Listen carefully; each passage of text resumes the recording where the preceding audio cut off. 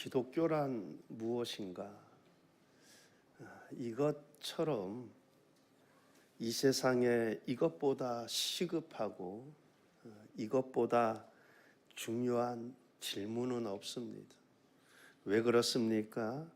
복음이야말로 이 세상에서 유일한 희망이기 때문에 그렇습니다. 다른 그 무엇도 우리에게 참된 희망을 주지 못합니다. 철학자나 사상가나 높은 지위에 있는 사람이나 정치가나 그 누구도 우리에게 참된 희망을 줄 수 없습니다. 그 어떤 종교도 우리에게 참된 희망을 줄 수 없습니다. 오직 기독교만이, 복음만이 참된 희망입니다. 그렇다면 복음이 무엇인가? 기독교가 무엇이며 교회가 해야 할 일이 무엇이며 교회의 메시지는 무엇인가? 우리는 여기에 대해 분명히 대답할 수 있어야 하고 이것을 세상에 알려야 할 것입니다. 먼저 만약 우리가 기독교가 무엇인지, 교회가 무엇인지 알고 싶다면 그것은 교회가 어떻게 시작되었고 교회가 무엇을 했는지를 발견하는 것입니다. 그렇다면 교회가 어떻게 시작되었는지 우리가 교회의 기원을 무엇을 통해 발견할 수 있습니까? 성경입니다. 우리가 성경을 통하지 않고서는, 성경을 읽지 않고서는 기독교가 무엇이고 교회가 어떻게 시작되었고 교회가 무엇을 해야 할지 알 수 없습니다.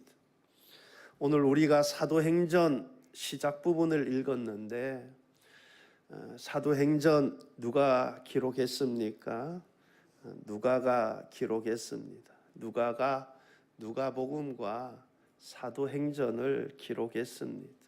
근데 누가가 이 사도행전을 누구에게 썼습니까? 데오빌로입니다. 여러분 1절 말씀을 보게 되면 데오빌로요 내가 먼저 쓴 글에는 데오빌로요 데오빌로에게 쓰고 있는 거죠. 근데 내가 먼저 쓴 글에는 먼저 쓴 글은 어떤 거를 말합니까? 누가복음을 이야기하죠. 누가복음 1장 3절 말씀을 보게 되면 그 모든 일을 근원부터 자세히 미루어 살핀 나도 데오빌로의 각하에게 차례대로 써보내는 것이 좋은 줄 아노니 나도 데오빌로 각하에게. 이처럼 누가복음도 누구에게? 데오빌로 각하에게 그러지 않습니까? 그러니까 누가복음도 누가가 데오빌로에게, 사도행전도 누가가 데오빌로에게 쓴 글입니다. 그런데 이 데오빌로 각하에게 이렇게 호칭하는 것으로 보아서 아마도 데오빌로는 당시 높은 지위의 관리나 어떤 귀족이었던 것 같습니다. 누가복음 1장 1절에서 4절 말씀을 우리가 한번 보게 되면 누가가 누가복음을 기록한 이유가 나옵니다.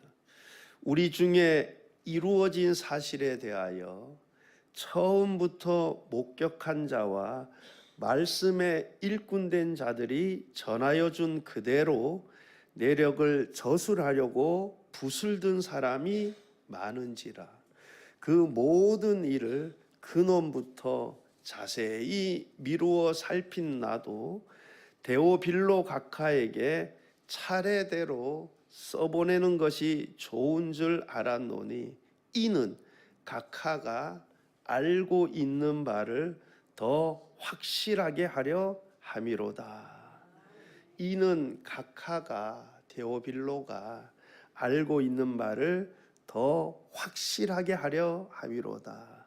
이것이 누가복음과 사도행전을 쓴 이유입니다. 누가는 데오빌로가 기독교에 대해 더 확실하게 알려주려고 그렇게 누가복음과 사도행전을 기록했습니다.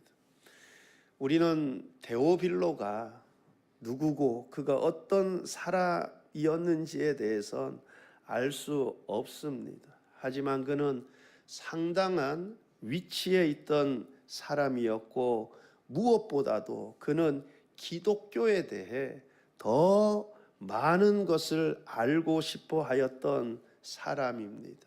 그래서 그는 그래서 데오빌로는 사도 바울과 함께 동행했던 그 평소 신분이 있었던 그 누가에게 기독교에 대해 더 듣고 싶었던 것입니다.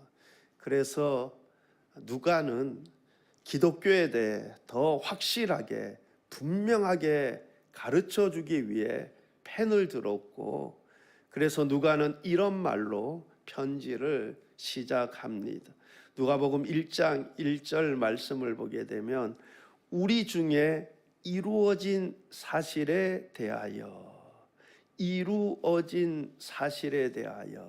즉 우리에게 일어났던 일, 그러니까 팩트에 대해서 말씀드리겠다라는 것입니다.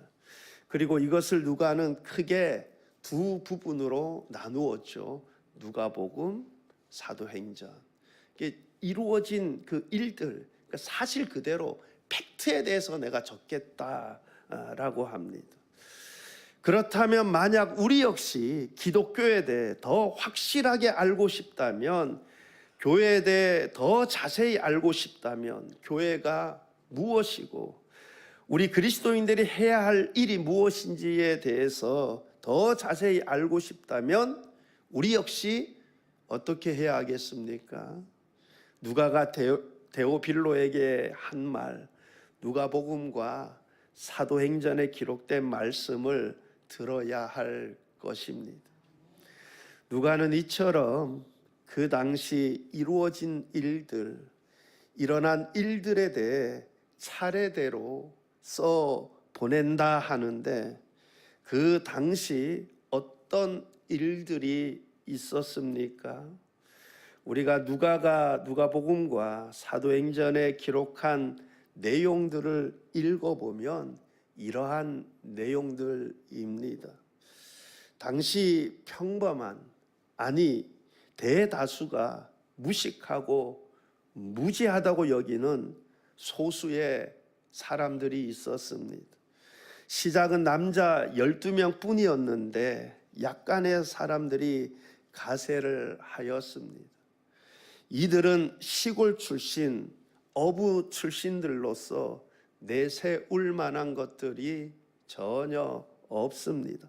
유명하지도 않습니다. 지위도 재물도 명예도 전혀 없습니다.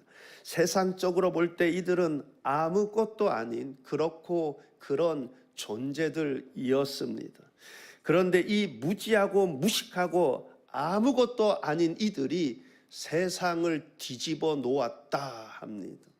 사도행전 17장 6절 말씀에 보게 되면 천하를 어지럽게 하던 이 사람들이라고 번역이 되어 있는데, 어지럽게 하던 이라고 번역된 헬라어 단어가 아나스타토라는 단어인데 뒤집어 놓다라는 뜻입니다. 이 무지하고 무식하고 아무것도 아닌 이 소수의 사람들이 세상을 뒤집어 놓았다 합니다. 그럼 후에 한 200년, 300년 정도 지난 후에 이 기독교는 대로마 제국에서 가장 강력한 세력이 됩니다.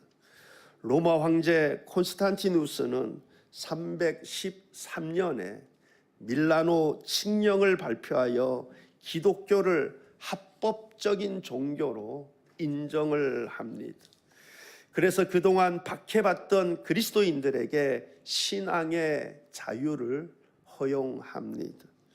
그리고 데오도시우스 1세 때에는 기독교를 국교로 선포를 하게 됩니다. 기독교가 로마의 국교가 된 것입니다. 도대체 이 무지하고 무식한 아무것도 아닌 이 소수의 사람들이 어떻게 무엇으로 이렇게 세상을 뒤집어 놓은 것입니까? 어떻게 이 짧은 기간에 기독교가 로마 제국의 국교로 공인될 수 있었습니까? 이들이 전한 메시지가 무엇이었을까? 누가는 데오빌로에게 아주 분명하게 말씀합니다.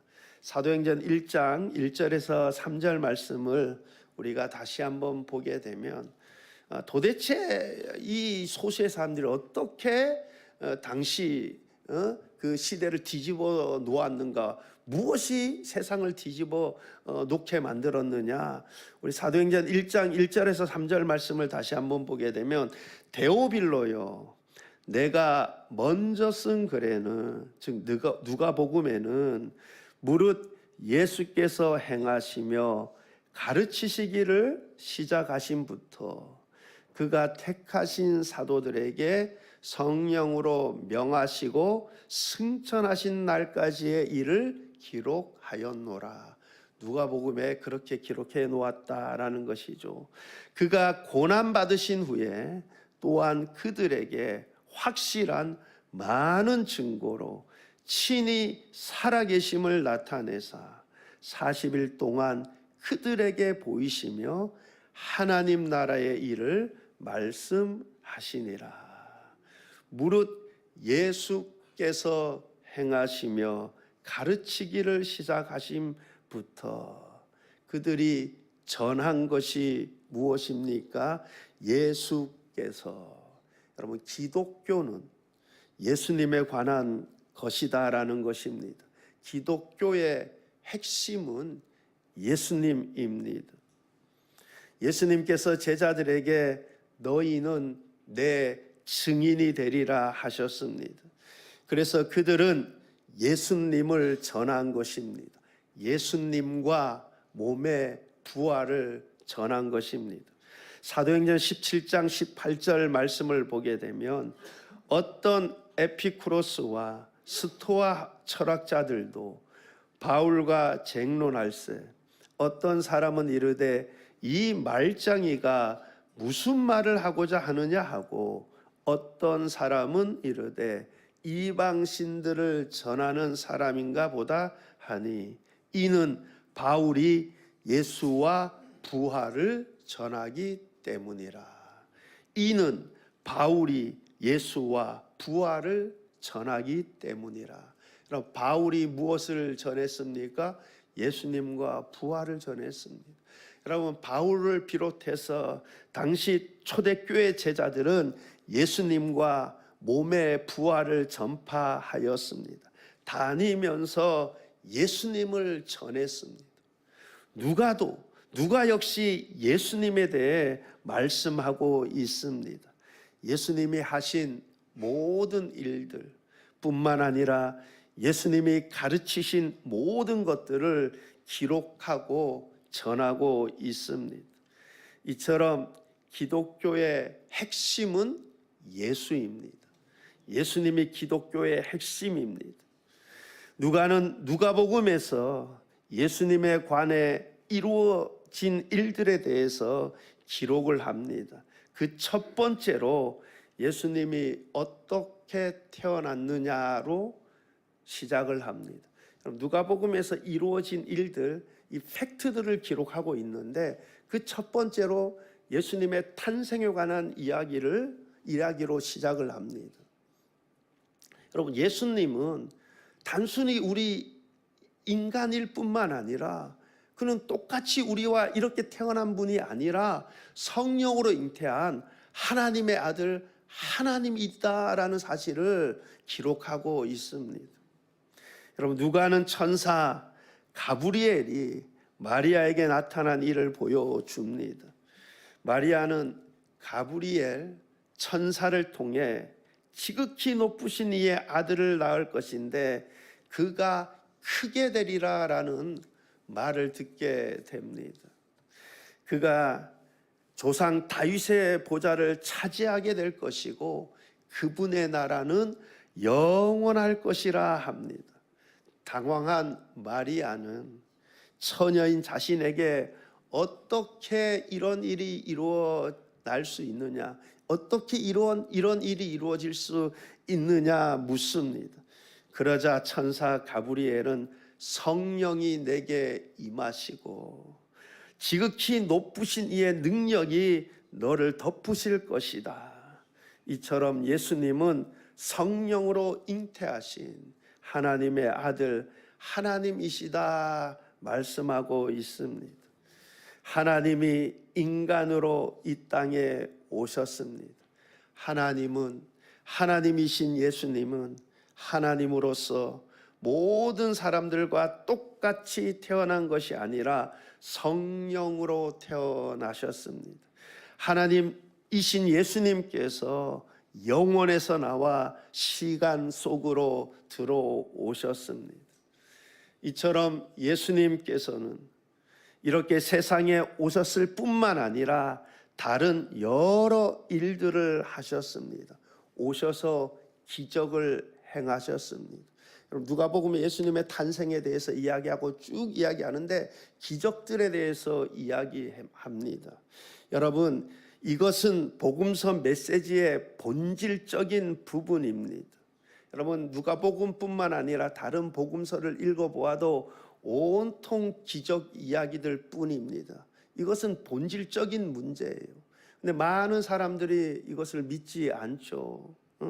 과학적인 시각을 가지고 있으니 이러한 기적들을 믿으려 하지 않습니다.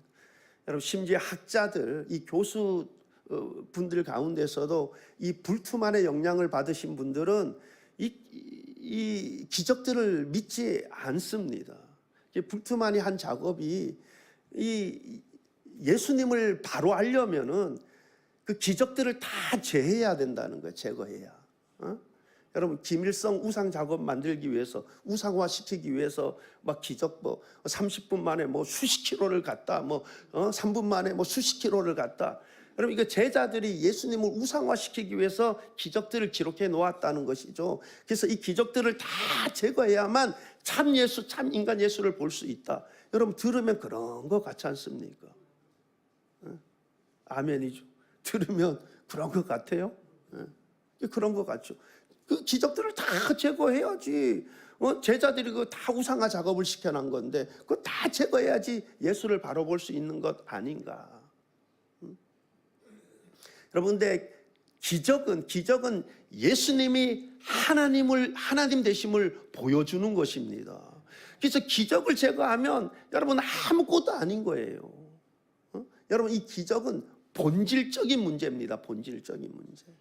여러분은 성경에 기록된 이 기적들, 여러분, 누가가 사실대로 팩트를 기록한다는 거예요. 예수님이 이렇게 탄생되었고 또 그분이 행하신 기적들을 사실 그대로 기록한 거예요. 여러분들은 사실 그대로 믿어지는 은혜가 있기를 바랍니다. 여러분, 이게 하나님의 은혜로 믿어지는 거예요. 성령이 내 안에 내주해야만. 내가 그 당시 예수님이 행하신 기적들을 내 눈으로 보진 못했지만 누가가 기록한 그 기록들이 내가 믿어지는 거예요. 내가 보지 못했지만. 여러분, 이게 성령이 내주하지 못하는 사람은, 하나님의 은혜를 입지 못한 이들은 여러분 믿어지지 않는 것이죠. 믿어지지 않는 거예요. 여러분은 그대로, 팩트 그대로 믿어지는 은혜가 있기를 바랍니다. 누가가 사실 그대로 적는다 그래요. 차례대로 적는데요. 그대로 적는다 그래요. 예수님의 성령으로 잉태되심, 또 여러 기적들 자기가 사실 있는 팩트대로 기록했다라는 거예요. 여러분도 그 기적들 있는 그대로 믿어지는 은혜가 있기를 바랍니다. 왜 기적들을 기록해 놓았습니까? 예수님은 우리와 똑같은 인간일 뿐만 아니라 그는 전능하신 하나님이시다. 여러분, 그래서 기적을 빼면은 아무것도 아닌 거예요. 여러분은 기적이 믿어지는 은혜가 있기를 바랍니다. 이러한 기적들 떠나서는 기독교는 존재하지 않습니다. 예수님은 다른 일들도 행하셨습니다. 예수님은 예루살렘으로 올라가시면 원수들이 자신을 증오하며 죽이기로 결심했다는 것을 아셨고, 또한 유월절을 위해 예루살렘에 와 있는 헤롯 왕도 자신을 죽이고 싶어 하는 것도 잘 알고 계셨습니다. 그럼에도 불구하고 예수님께서는 예루살렘을 향하여 올라가기로 굳게 결심을 하셨습니다. 그리고 예루살렘에 올라가 체포되셨습니다. 예수님께서는 재판 중에 아무 말도 하지 않으셨습니다. 사형 선고를 받았습니다. 사람들은 예수님을 십자가에 못 박았고 예수님은 십자가에 달린 채 죽으셨습니다. 그러나 예수님은 죽음의 결박을, 사망의 결박을 완전히 끊어버리고 살아나셨습니다. 살아나셔서 몇몇 제자들과 그 밖에 사람들에게 나타나셨습니다. 여러분 3절 말씀을 다시 보게 되면 3절 말씀입니다. 그가 고난받으신 후에 또한 그들에게 확실한 많은 증거로 친히 살아계심을 나타내사 40일 동안 그들에게 보이시며 하나님 나라의 일을 말씀하시니라. 이처럼 예수님께서는 살아나셔서 40일 동안 친히 살아계심을 나타내셨고 감람산에 제자들이 보는 가운데 승천하셨습니다. 이처럼 하나님이신 예수님이 이 세상에 오셨고 가르치셨고 이적을 행하셨고 자신을 내어주셨고 십자가에 죽으셨습니다. 장사 지낸 바 되셨으며 다시 살아나셨고 승천하셨습니다. 이 모든 것들 누가는 사실 팩트이다 말씀하고 있습니다. 여러분 사실 그대로 믿어지는 은혜가 있기를 바랍니다. 예수님께서는 제자들에게 자신이 이 세상에 오신 이유에 대해 왜 이 세상에 오셨는지 이렇게 말씀하셨습니다. 인자가 온 것은 섬김을 받으려 함이 아니라 도리어 섬기려 하고 자기 목숨을 많은 사람의 대속물로 주려 함이니이다. 예수님께서 이 세상에 오신 이유가 자기 목숨을 많은 사람의 대속물로 주러 오셨다 합니다. 이것이 누구든지 구원을 받을 수 있는 유일한 길이 됩니다. 요한복음 3장 16절 말씀입니다. 하나님이 세상을 이처럼 사랑하사 독생자를 주셨으니 이는 그를 믿는 자마다 멸망하지 않고 영생을 얻게 하려 하심이라. 이처럼 예수님께서 이 땅에 오신 것은 사람들로 하여금 이 사실을 알게 하고 믿게 하여 구원받게 하기 위함입니다. 우리 모두는 구원을 받아야 합니다. 이것이 예수님의 메시지입니다. 이를 위해 예수님이 이 땅에 오셨습니다. 그런데 교회 다니다 말고 나는 교회 체질이 아닌가 보다. 나는 절 체질인가 보다. 나는 절로 가야겠다. 여러분 구원이 주께 있는데 영생이 주께 있는데 여러분 우리에게 구원을 주시기 위해서 우리 주님께서 하나님 대신 우리 주님께서 인간의 몸으로 성령으로 잉태하셔서 대속물로 우리를 위해서 대속물로 자신을 내어주셨는데 그래서 우리에게 구원의 은혜를 주셨는데 여러분 예수님이 유일한 희망입니다. 여러분 여러분 그리스도가 한문으로 기독교잖아요. 여러분 기독교가 유일한 희망이에요. 예수님이 유일한 희망입니다. 근데 예수님 버리고 뭐 어디로 간다는 거예요? 나는 교회 체질이 아니고 절 체질이라고.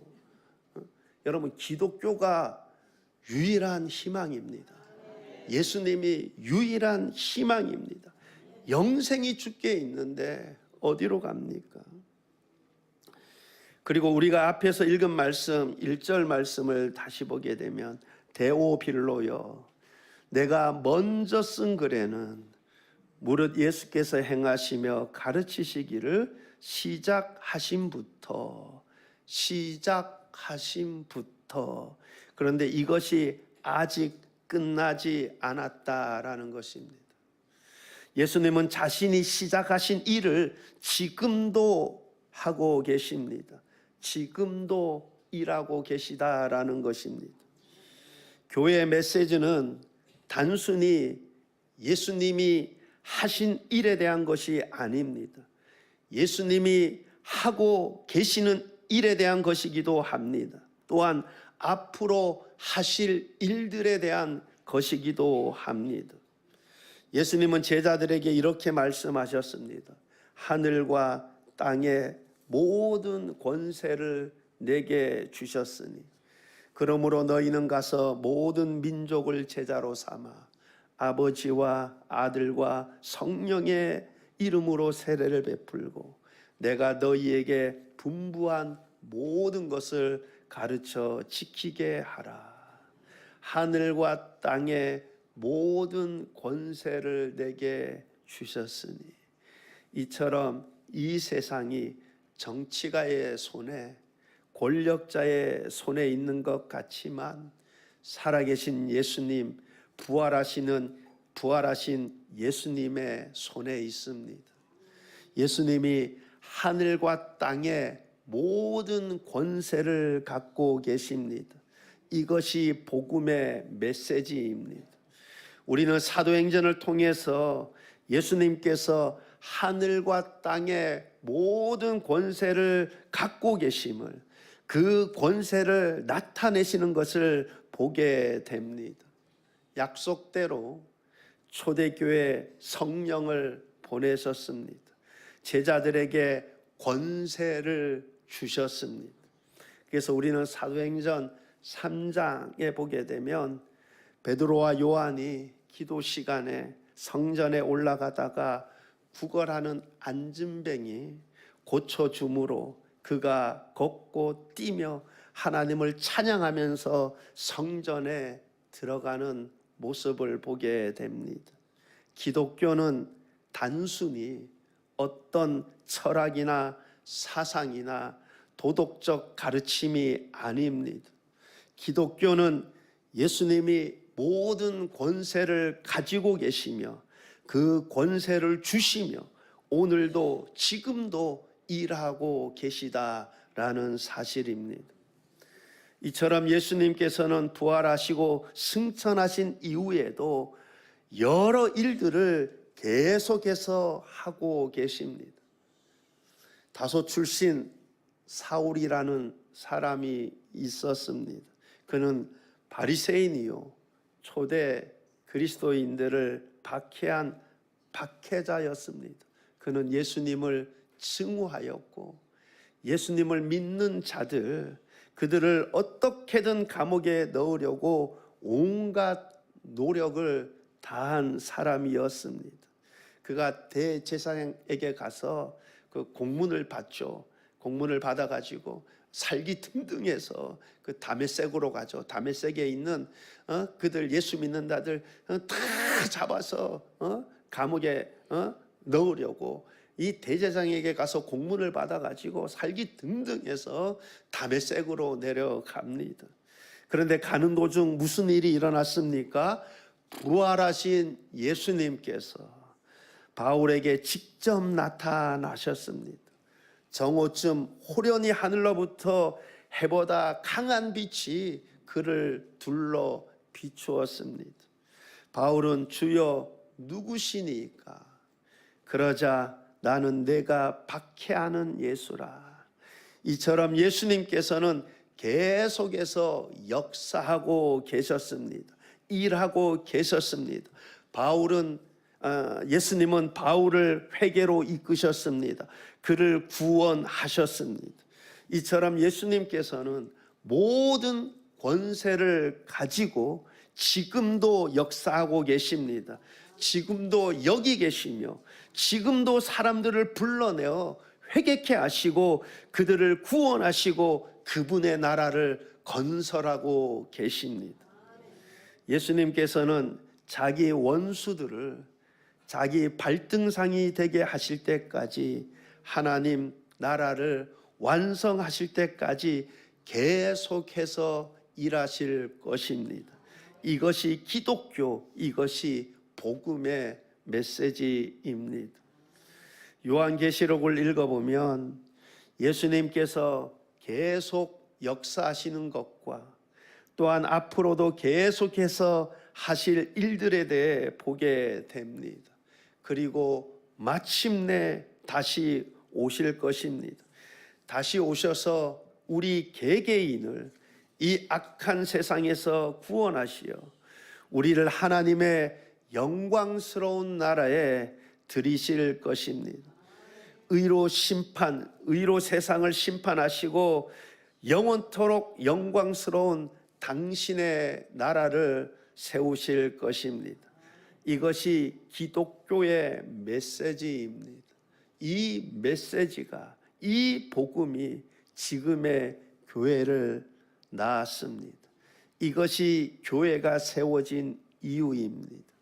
권력이, 재물이, 철학이, 그 어떤 종교도 우리의 근본적인 문제를 해결해 줄 수 없습니다. 우리의 죽음의 문제를, 영원의 문제를 해결해 줄 수 없습니다. 기독교의 핵심은 영혼 구원입니다. 장차 올 영광의 나라에 들어가는 것입니다. 예수님께서 이 목적을 이루시기 위해 일하고 계십니다. 우리 구속받은 모두가 곳간에 들여질 때까지 계속해서 이 일을 하실 것입니다. 그 때가 되면 예수님은 다시 오실 것이며 그날에 최후의 심판이 이루어지고 영원토록 영광스러운 하나님의 나라가 세워질 것입니다. 이 메시지가 그 고대 사회를 뒤집어 놓았던 것입니다. 그런데 많은 사람들이 이 진리를 모르고 기독교를 그저 여러 종교들 중에 하나로 생각하고 있습니다. 아닙니다. 예수님께서 이 세상에 오신 것은 저와 여러분이 마땅히 받아야 할 형벌에서 구원하시기 위해 오셨습니다. 기독교의 본질은 하나님께서 우리에게 무엇을 하라고 요구하는 것이 아니라 예수님께서 우리를 위해 무엇을 하러 이 땅에 오셨는지를 말해주고 있습니다. 어떻게 기독교의 본질이 이제 더 선명하게 깨달아집니까? 그렇다면 구원이 주께 있는데 우리가 어디로 가겠습니까? 여러분, 내가 불교로 가겠습니까? 천도교로 가겠습니까? 신천지로 가겠습니까? 힌두교로 가겠습니까? 여러분, 내가 기독교의 본질을 바로 안다면은 여러분, 기독교를 떠날 수가 없는 것입니다. 영생이 주께 있는데 우리 주님께서 이 땅에 오신 이유, 목적이 자기 목숨을 대속물로 주어서 우리로 하여금 예수 그리스도를 믿게 해서 영원한 생명을 주시기에 이 땅에 오셨습니다. 여러분, 이 데오빌로가 기독교에 대해서 좀 더 자세히 알고 싶은 거예요. 그래서 이 누가가 데오빌로에게 이 누가복음과 사도행전에 그 처음부터 이루어진 일들, 그 사실 있는 그대로 적었다는 거예요. 사실 있는 그대로. 그거 읽으면서 기독교가 무엇인지 더 분명하게 깨달아지는 거죠. 여러분, 내가 기독교가 무엇인지 더 선명하게 확실하게 깨달아지기를 원합니까? 성경을 펼치시기를 바랍니다. 그 중에 누가복음하고 한번 사도행전을 한번 깊이 있게 한번 읽어보시기를 바랍니다. 그래서 기독교가 무엇이고 교회가 어떻게 탄생되었고 교회가 무엇을 해야 하는지 어떤 일을 해야 하는지 더 깊이 더 많이 깨달아지는 은혜가 있게 되시기를 바랍니다. 그래서 예수 그리스도를 나의 구주로 모시고 내 평생 그리스도의 증인으로 살아갈 수 있기를 바랍니다.